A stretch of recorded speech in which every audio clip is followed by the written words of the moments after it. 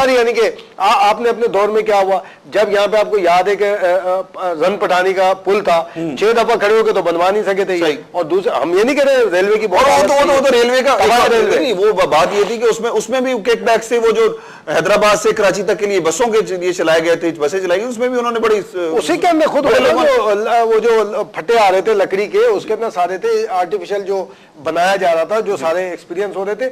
हम ये कहते हैं कि बात आप है, आपने इतनी पॉलिटिक्स की है मुख्तलिफ, और आप ये दावा करते हैं कि जी मैं बचपन से ही था और इस तरह से मैंने पाकिस्तान के मामले में सारी बातें की, तो यार बहुत सारे स्कैंडल भी हैं। आप दूसरों के स्कैंडल की बात करते हो तो आप अपने ऊपर भी तवज्जो दें। और यही बात है इमरान खान साहब की कि इमरान खान साहब को भी इंतहाई एहतियात से काम लेना चाहिए।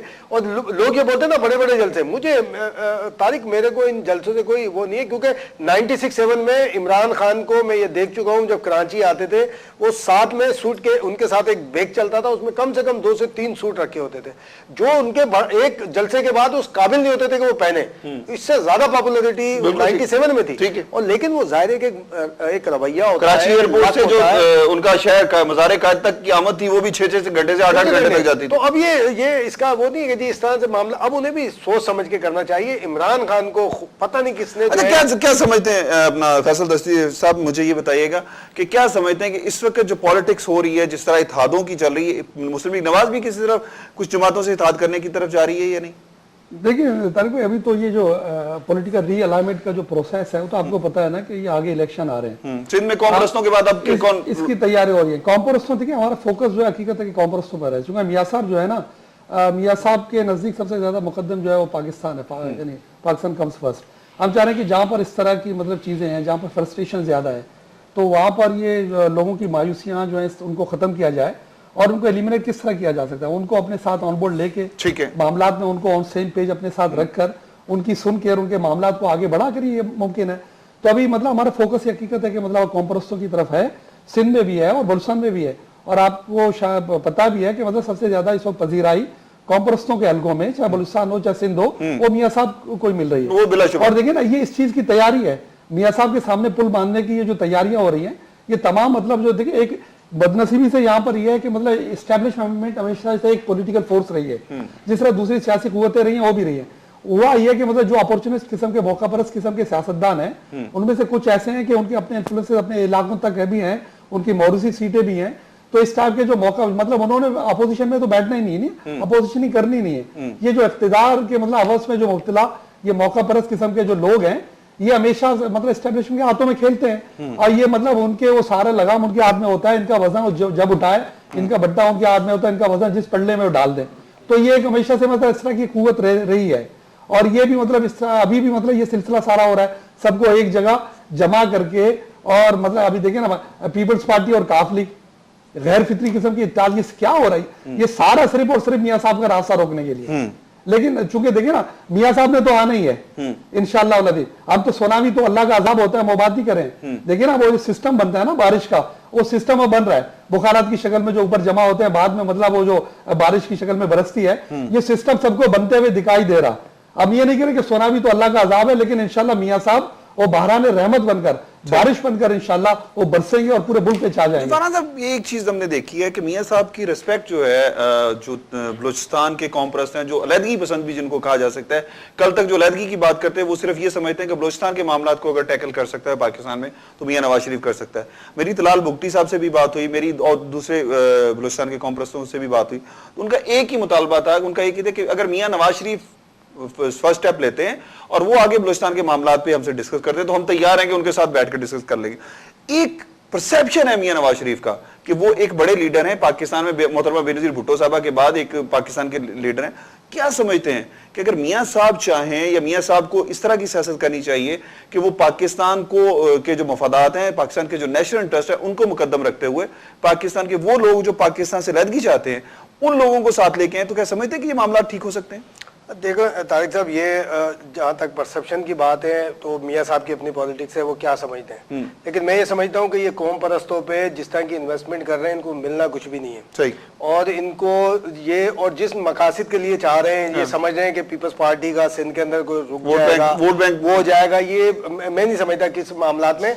वो तो ये है कि मामलात उठे नहीं, शायद इलेक्शन के दिनों में उठेंगे। अब मिसाल के तौर पे बहुत सारे अब शामिल हुए, अच्छी बात है, ऑन बोर्ड आना चाहिए, कौमी नेशनल दायरे में लोगों को लाना चाहिए, लेकिन किस कीमत पे ला रहे हैं ये आपको देखना है। कि जी 1940 की रेजोल्यूशन के हवाले से जो सूबाई खुद मुख्तारी की बात होती है, वो आपने ऑन कर लिए। आपने वो जो एक है कि जी ये जो कन्फेडरेशन का मामला था, वो आपने ऑन कर लिया है। बलूचिस्तान में अगर तलाल भुगती, सिर्फ तलाल भुगती की सियासत बलूचिस्तान में नहीं है, वहाँ मैंगल है, बहुत सारे। ये बात तो करते हैं कि जनाब फला बीच में आ जाए, तो अभी तक इलावा इसके मियाँ साहब की तरफ से कि कोई एक अच्छी सी प्रेस कॉन्फ्रेंस हुई हो या गवर्नमेंट को क्रिटिसाइज किया गया हो, इसके अलावा प्रैक्टिकली कोई ऐसी बात सामने नहीं है। जबकि इनका एक वजीर सरदार सनाउल्लाह ज़हरी साहब जो मुस्लिम लीग नून के सदर हैं बलूचिस्तान के, वो बलूचिस्तान गवर्नमेंट का पार्ट है। अब वो एक तरफ क्रिटिसाइज भी किया जाता है, एक तरफ बुरा भला भी कहा जाता है, और एक उनके एक अहम ओहदेदार भी हैं, वहां पर मौजूद भी हैं। फिर अब्दुल कादिर बलोच साहब जो साबिक गवर्नर वहां पर रहे हैं, मुस्लिम लीग नून के एमएनए भी हैं, उन्होंने पार्लिमानी कमेटी की सरबराही करने से इनकार कर दिया। तो इसका मतलब क्या लिया जाए? आप ये भी कह सकते हैं कि वो कहेंगे जी मेरे पास इख्तियारात नहीं होते, इसलिए मैं। जब आप किसी मसले को हल करना चाहते हैं तो की पोस्ट के ऊपर आपको जगह मिल रही है, आप ऑन बोर्ड हो, अंदर जाएं, सारे मामला हासिल करें और फिर बात करें। और फिर इस वक्त मियाँ साहब पाकिस्तान की पॉलिटिक्स हो रही है गा गी गे के ऊपर। अच्छा। कि मैं आऊंगा तो ये करूंगा, मैं आऊंगा तो ये करूंगा। आपको याद होगा 10-15 रोज पहले नवाज शरीफ साहब जब जद्दा जा रहे थे, उससे 2 दिन पहले एक स्टेटमेंट आया, अगर मुस्लिम लीग नून इक्तदार में आ गई तो मैं 2 साल के अंदर, हम 2 साल के अंदर बिजली का मसला हल करने की कोशिश करेंगे।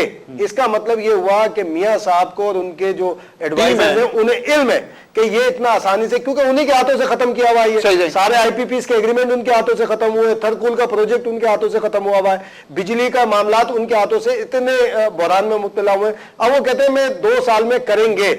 इसका मतलब है कि फौरी तौर पे नहीं है। लेकिन इसके साथ साथ पंजाब के अंदर जो मुस्लिम लीग नून की हुकूमत है वो एक डेमोन्स्ट्रेशन करवाती है, बिल्कुल अपने हाथ से करवाती है। वजीर आला मीनारे पाकिस्तान पे कैंप लगाते हैं, कहते हैं अभी हल करो, अभी हल करो, अभी हल करो। इसका मतलब ये हुआ कि आप ग्राउंड रियलिटी के साथ बोले, चाहे इमरान खान हो, नवाज शरीफ हो, एक कॉन्क्रीट किस्म के एडवाइजेस दें, आगे लेकर आए कि जनाब इस तरह ये मसला हल हो सकता है, इस तरह से मामलात किए जा सकते हैं, इस तरह से सारी सूरत हाल हो सकती है, तब तो मामला आगे बढ़ेगा। आप अगर ये कहेंगे सिर्फ क्रिटिसाइज करते जाए, वो फार्मूला अभी तक किसी ने नहीं दिया कि बिजली कैसे मामला, कहते हैं जब हम इक्तदार में आएंगे तो ऐसा होगा, अगर इक्तदार में नहीं आए तो फिर क्या होगा। यानी इसका मतलब है कि आप उस पर चलते रहेंगे, जो सिर्फ तनकीद पे तनकीद मामला चलते रहेंगे।